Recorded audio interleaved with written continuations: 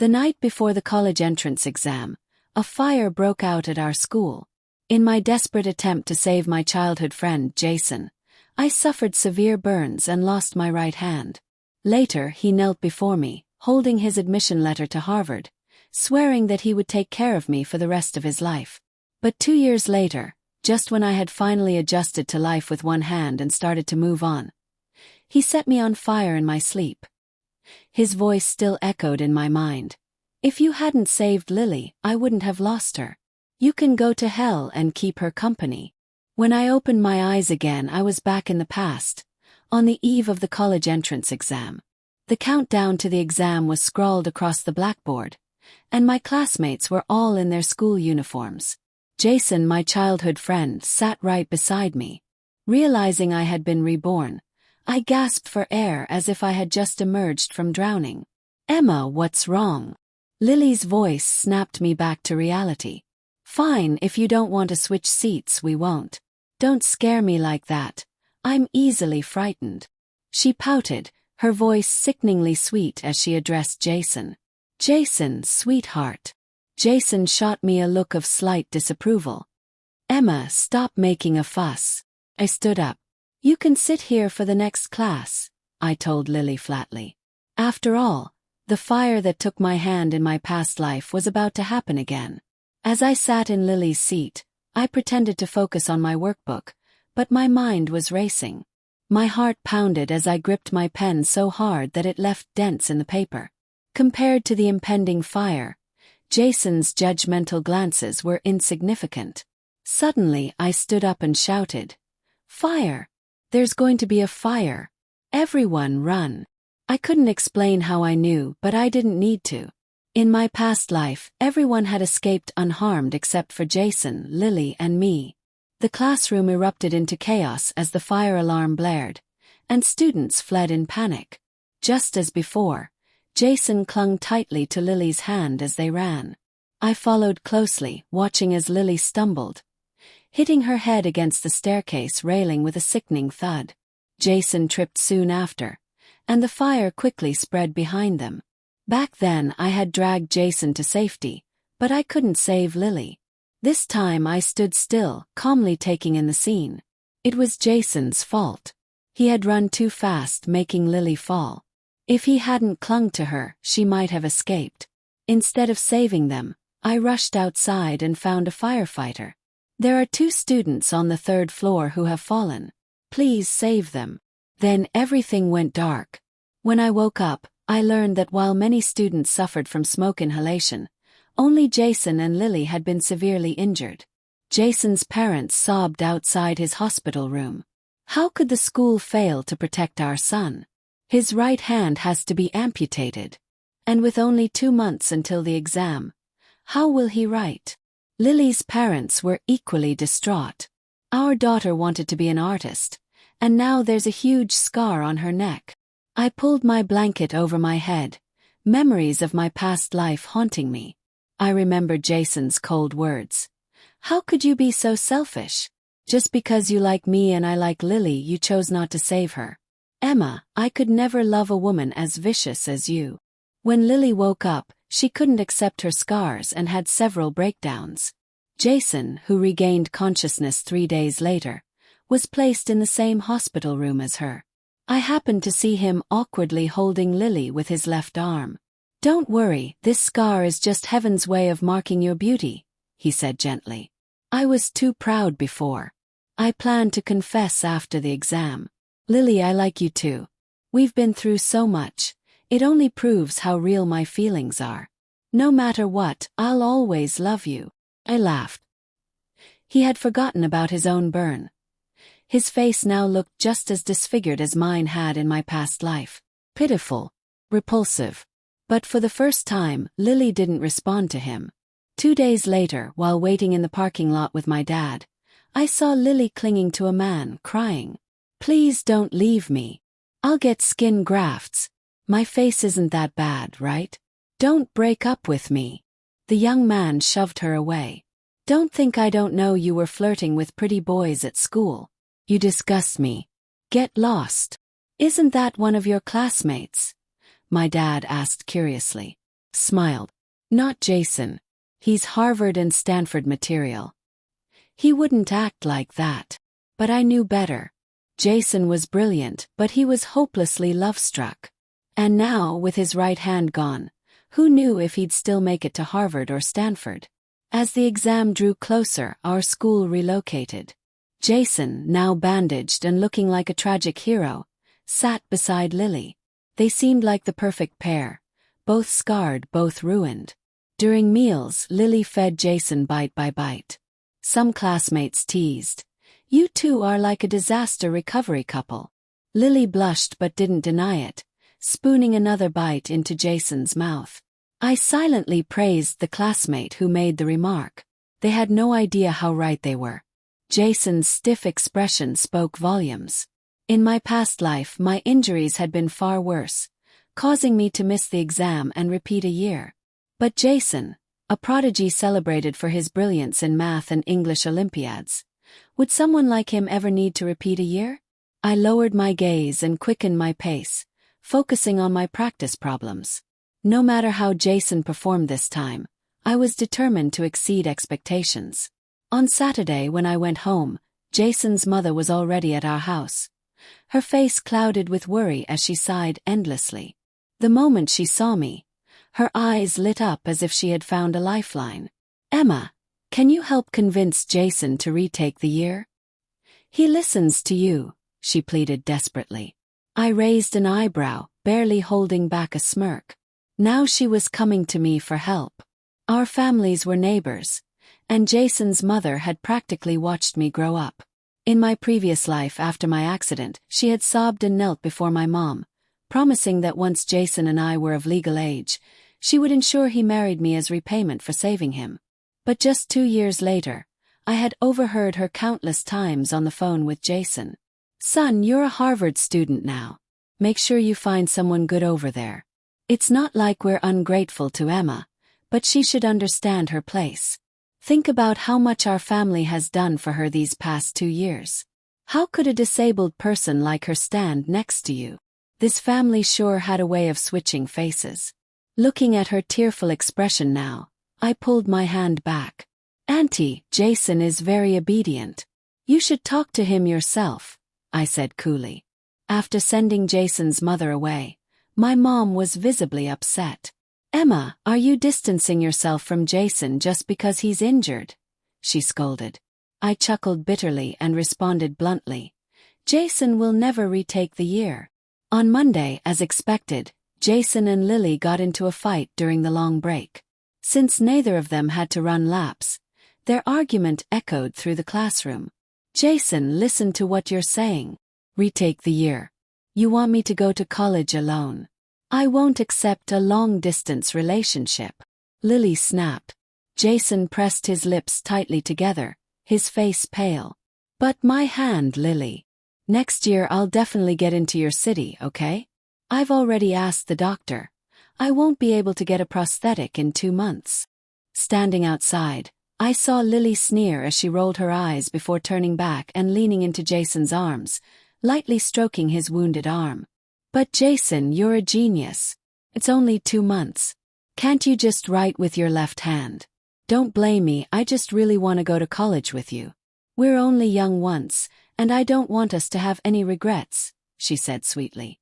Jason's dim eyes suddenly lit up with hope, desperation evident in his expression. "Really, Lily? You truly don't mind my arm?" he asked eagerly. Their overly saccharine exchange was nauseating. I knocked on the door and said flatly, "Sorry to interrupt, but the teacher asked me to grab his microphone." Jason's gaze avoided mine, while Lily smirked, as if relishing her victory. I wasn't interested in petty squabbles. I was more curious to see how their story would unfold this time. Jason actually started practicing writing with his left hand, but his progress was slow. During the 3rd practice exam, he couldn't finish in time. Even so, his score still hovered around the middle of the class. Teachers repeatedly spoke with him, but the moment he returned to sit beside Lily, their words seemed to vanish into thin air. Meanwhile, I buried myself in my studies, steadily moving forward with my new life. Then, on the eve of the college entrance exam, Chaos erupted during a parent-teacher conference when Jason's and Lily's mothers got into a heated argument in front of everyone. I knew my son wouldn't retake the year. Just look at what your daughter has been saying to him, Jason's mother shouted, waving a handful of notes exchanged between Jason and Lily. Everyone judge for yourselves. What kind of person threatens someone with a breakup just to stop them from repeating a year? We've spent years raising our kids for this exam, and now this. Half the parents sympathized with Jason's mother, but Lily's mother sneered. Your son is just pathetic, blindly chasing after my daughter like a lost puppy. Whatever she says, he listens to. And honestly, with his arm gone and his face burned, who else would even want him? My daughter is the only fool who doesn't mind. The phrase "his arm gone" made Jason's mother's face flush with rage. The two women lunged at each other, wrestling in the middle of the classroom and toppling several desks. Uninterested in the spectacle, I headed to the schoolyard to review vocabulary. Even from a distance, I could hear Jason and Lily's voices, still flirting as if nothing had happened. Remembering the chaos inside, I casually remarked, "Your parents are fighting in the classroom." Jason frowned, about to ask for details, but Lily quickly cut in. She positioned herself between us, looking me up and down. "Emma, I know you like Jason, but there's no need to make up excuses just to talk to him. Jason is my boyfriend. He even lost an arm to save me. And you? What are you compared to that?" she taunted. I wasn't in the mood for her nonsense. "Your notes got discovered. If you don't go now, you might have to pick them up from the police station," I said flatly. The two of them exchanged a glance before sprinting back to the classroom. I didn't bother following, but the incident quickly became the hottest gossip in school. Jason and Lily were now cautionary tales, whispered about in hushed voices. Even my mom, during dinner that night, tried to lecture me about propriety. "Emma, you don't have any close relationships at school, right?" she asked. I nearly choked on my rice. In my past life, I had been burned alive because of so-called love. How could I let history repeat itself? Mom seemed to realize now wasn't the time to press further. Before I could respond, a loud crashing noise came from next door. Our apartment had thin walls, and every sound from upstairs or downstairs was crystal clear. "Jason, you must retake the year. I've spent over a decade raising you, and you're going to throw it all away for a girl," his mother shouted. "If you refuse to retake the year, then consider yourself no longer my son. Even if you get into college, don't expect a single penny from me for tuition." A loud bang followed as a door slammed shut. Jason had run away from home. My parents exchanged uneasy glances. "What's wrong with that boy?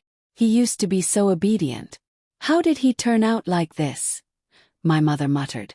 I finished the last bite of my meal and returned to my room. Jason's dramatic behavior didn't surprise me in the slightest. If he were truly rational and level-headed, then my rebirth in this life would have lost much of its meaning. When the exam day arrived, Jason and I were assigned to the same testing center. As I walked past him outside, I noticed he had lost a significant amount of weight. I had no intention of acknowledging him, but unexpectedly, he stepped in front of me. "Emma," he called softly. I took a small step back, my tone indifferent and distant. "What do you want?" His empty sleeve swayed in the breeze, and for a fleeting moment, I saw my past self reflected in him. A person consumed by love, doomed to a tragic ending. He wasn't much different from who I used to be. "If you have something to say it quickly. The exam is about to start," I said. His only remaining hand clenched into a fist, and the once confident Jason now looked down, hesitant. "I'm sorry," he whispered. I blinked, surprised, and after confirming I hadn't misheard, I chuckled. "I know you like me," he added cautiously, "but I still love Lily." I didn't respond. Instead, I found myself amused. Even at this point, his thoughts were still tangled in love. That apology, while long overdue, wasn't even for the right reason. Once the exam began, I focused entirely on my test, answering every question thoroughly. But when I finished, I noticed Jason had once again left his essay incomplete. I saw him slam his thigh in frustration, but it didn't matter. The moment he stepped out of the exam hall, he ran straight to Lily. I lingered outside, letting the sunlight and breeze wash over me. At that moment I had a strong feeling that in this life, I would shine just as brightly as the sun. After the exams, my parents took me on a trip. We explored the misty landscapes of Jiangnan, allowing our bodies and minds to rejuvenate. When the preliminary results were released, my entire family gathered around the phone. Seeing my score 702, we erupted into cheers. Good, good, good. My father exclaimed 3 times, brimming with pride as he eagerly took a screenshot and posted it in our family group chat. The Chen family must have ancestral blessings. Our daughter is Chinghua and Peking University material. My mother feigned a glare at him but couldn't hide her own delight. Soon we were flooded with congratulatory messages, and even Chinghua and Peking University reached out to me directly. I made my decision without hesitation. I chose Chinghua. Our celebration, however, was interrupted by chaos next door upon our return. Jason had been the top student since freshman year, a star in our grade, and a representative in countless competitions. His accident before the exams had sparked widespread curiosity. Could he still claim first place? But then, someone leaked Jason's results online. 463 points. Only enough for a second-tier college. Alongside his score was a short video of a reporter interviewing him after the exam. His right sleeve fluttered in the wind as the reporter asked, "Jason, how do you feel about your performance? Many are concerned about your recovery and curious why you chose not to retake the year." Before Jason could respond, Lily appeared, clinging to his arm with a bright smile. "Because Jason didn't want to have a long-distance relationship with me," she declared. The video, barely a minute long, spread like wildfire. Jason's name was suddenly trending, and he had unwittingly become a cautionary tale about high school relationships. By the time we got home, reporters had swarmed our building. Unable to find Jason, they turned their cameras on me instead. "Miss, we heard you and Jason grew up together. What do you think about his decision to take the exam? Were you aware of his relationship with Lily?" Surrounded by flashing lights and microphones, I had no choice but to answer. "Lily is Jason's choice. It's not our place to interfere." After that, my parents forcefully pushed through the crowd, dragging me back inside. Not long after, shouting erupted from Jason's home once more. Meanwhile, I was busy preparing for college. As my parents and teachers helped me finalize my school selection, I took the time to indulge in something I had always loved: art. Drawing had been a passion of mine since childhood, and now I finally had the time to pursue it again. On summer evenings, I painted sunsets by the sea, sketched people and landscapes, and embraced the life I had longed for in my past existence. Having experienced disability, I cherished the present even more. Each brushstroke carried endless possibilities. I never expected Jason and Lily to appear before me again. Lily greeted me with an overly bright smile, tugging Jason close by the arm as she leaned in to peek at my sketchbook. "Emma, what a coincidence," she chirped, her voice sickeningly sweet. "Wow, even the class genius is picking up artistic hobbies now. Jason, sit down and let Emma draw us a picture." Her fake enthusiasm left me speechless. I had avoided any conflicts with them in this life, choosing peace over pointless entanglements, but Lily had always been a wolf in sheep's clothing. Even before the fire, she had mastered the art of veiled insults. Setting my brush down, I smiled faintly. "Sorry, I don't draw trash." Her smile wavered for a split second before she recovered, pressing herself against Jason. "What should we do, Jazz?" she asked playfully, her voice dripping with artificial sweetness. "Looks like someone still has feelings for you. Too bad you're mine now." I shook my head, unimpressed. In my past life, my biggest mistake had been mistaking a block of wood for a pearl, leading to my own tragic demise. Even if Jason threw himself at me now, I wouldn't take him. "Isn't that right, Jason?" Lily asked, biting her lip before pinching his arm possessively. Jason hesitated, then nodded. Watching their little display, I found them more laughable than anything else. I packed up my sketchbook and added calmly, "Your boyfriend is all yours for life. Just remember, he only has one good arm left. Don't ruin it with all that pinching." Jason's expression flickered, as if he couldn't believe I had brought up his injury so coldly. Ignoring the look in his eyes, I walked away, but Lily wasn't done yet. She grabbed my arm. "What are you so proud of?" she snapped. "Just because you scored as the state's top student. Don't tell me you think you're too good for our class reunion." I brushed off her hand. "I'll be there." On the day of the reunion, Lily arrived dressed to impress, but the former campus queen had clearly lost her luster. And, as expected, people who once admired her were now eager to step on her. Jason, once the untouchable prodigy, sat stiffly while classmates took turns pouring drinks for him. "Jason, the great genius. You used to look down on us, didn't you? Now look, we're all at the same table," someone sneered. Jason's face turned an awful shade of gray. In the past, he had been cool and aloof, a studious idol. Now, with his grades fallen and only one arm left, any attempt to act superior would just make him look foolish. "Sorry, I've had too much," he muttered, raising a shaky glass. Another classmate laughed. "What's wrong, genius? You're not driving home, are you? Oh wait, even if you got your license, would they even let you drive with one arm?" Jason's jaw clenched. He moved to slam the table, but Lily caught his hand. "Jazz, they're just toasting you out of respect. Just drink," she coaxed. I stayed silent, watching. So this was the pure, untouchable love Jason had thrown everything away for. Sensing my gaze, Lily suddenly clapped her hands. "Let's not waste this rare gathering.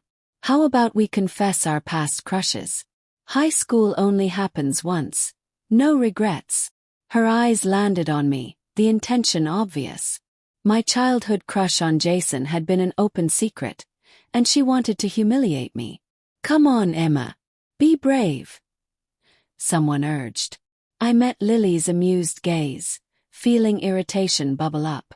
Why did she insist on dragging me into their drama? Keeping my composure, I said, "Fine. You're right. I did have someone I liked." Jason's head snapped up, a flicker of hope in his eyes. "But," I continued, "he was an older guy. Didn't even go to our school." Jason stiffened. The room erupted in whistles and laughter. Who is it? Show us." Smiling, I pulled out my phone and walked over to Lily. "Lily, you might recognize him." Her smile froze as I showed her a picture, one of her tearfully clinging to another man in a parking lot. Jason glanced over just in time to see it. Lily snatched my phone, flipping it face down on the table. "Why so dramatic, Lily?" asked with a smirk. "Jason's not enough for you? Or are you planning to trade up?" She forced a stiff smile, gripping Jason's hand. "Of course not." For the rest of the night, she remained unusually quiet. Later, I received frantic texts from her. "What are you trying to do? Why do you have that photo? That was in the past. It doesn't count. You better not show Jason, or I'll kill you." Rolling my eyes, I blocked her. Threats at her age. Really? 2 days later, Jason sent me a friend request. His message read, "Who's the guy from outside school?" Scoff. Men's insatiable greed never changed. Ignoring it, I went grocery shopping with my mom instead. With university starting, I wanted nothing more to do with Jason or Lily. On the day of my orientation, my parents accompanied me to campus. They insisted on helping me settle in, but at the dorm entrance, they hesitated. "Hurry up and go," my dad said, waving me off. "Your mom and I are finally free of our little burden. Your dad and I can finally enjoy our own little world," Mom teased. I sighed, laughing as I said goodbye, only to turn around and catch them hugging each other, crying at the gate. University life was new, exciting. In my past life, I had never made it this far. I had died before even starting college. Back then, whenever I tried visiting Jason's university, he always brushed me off. Emma, you're terrible with directions. If you get lost on campus, I won't be able to find you. Now I was here on my own 2 feet. And I wouldn't get lost, physically or in the temptations of this vast, dazzling world. After military training, I ran for class president and, to my surprise, won. My life became busy with studies and student council work, leaving no time to think about Jason or Lily. Until one day, a text shattered my routine. Emma, meet me at the school gate. I sent back a question mark. No response. Assuming it was a dorm prank, I went anyway. There he was, Lily's ex-boyfriend, unmistakable with his garishly dyed hair. He walked up smirking. Emma, I heard you've liked me for a long time, he announced. Well, I'm here to grant your wish. From now on, you're my girlfriend. I blinked, cursing myself. This had to be Lily's doing. Smiling apologetically, I waved my hands. You must be mistaken. I don't like you. Please don't contact me again. I turned to leave, but he blocked my way. You think you can mess with me? I already told everyone I've got a girlfriend at Chinghua. You don't have a choice. Thankfully, his loud voice attracted security guards, giving me a chance to slip away. Later, I dug into Lily's whereabouts. What I found was almost laughable. Jason had followed her to a second-rate private art school. All that talent wasted. I smiled to myself. That was no longer my problem. I blinked in disbelief. Seriously, where can I find a love-struck fool like that? I asked, unable to contain my shock. My friend leaned in closer to her screen during our video call, her eyes gleaming with excitement. Oh, you won't believe this. Even though Jason had skin grafts, he still only has one arm. People at their school joke that Lily's dating a one-armed Yongguo. They say he doesn't even need a costume to act in period dramas. She laughed before adding, but Lily's no angel either. Rumor has it she's been fooling around with several guys in her class.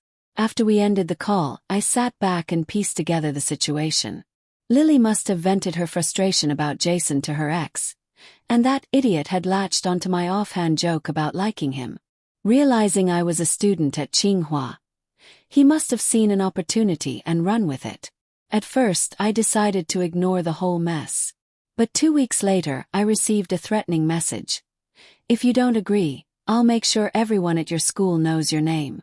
The next day, as I entered my lecture hall, his obnoxious, multicolored hair stood out like a sore thumb among the crowd. To my dismay, the elderly professor, known for his open-door policy, allowed him to stay, on the condition that he didn't disrupt the class. By the third interruption, however, the professor had enough. Young man, which department are you from? Sweat beaded on my palms as the guy lazily stood up, exuding arrogance. I'm not a student here, he said, gesturing toward me with his chin. I'm Emma's boyfriend. Just here to accompany her to class. The room erupted into murmurs.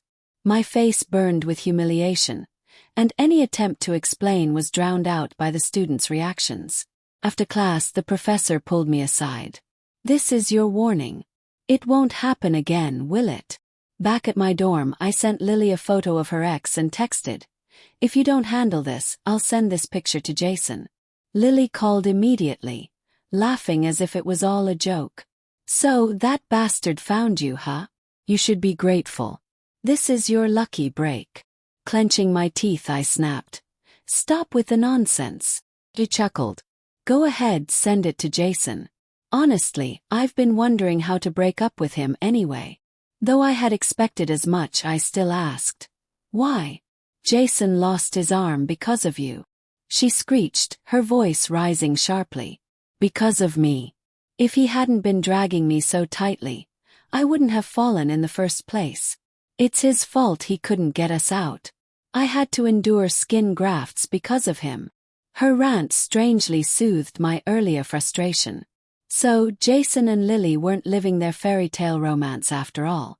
This was the reality of Jason's so-called unforgettable love. True to his word, Lily's ex made me infamous across campus. He even got a hold of my class schedule and started showing up uninvited to my lectures. Finally fed up, I confronted him. His demands were absurd.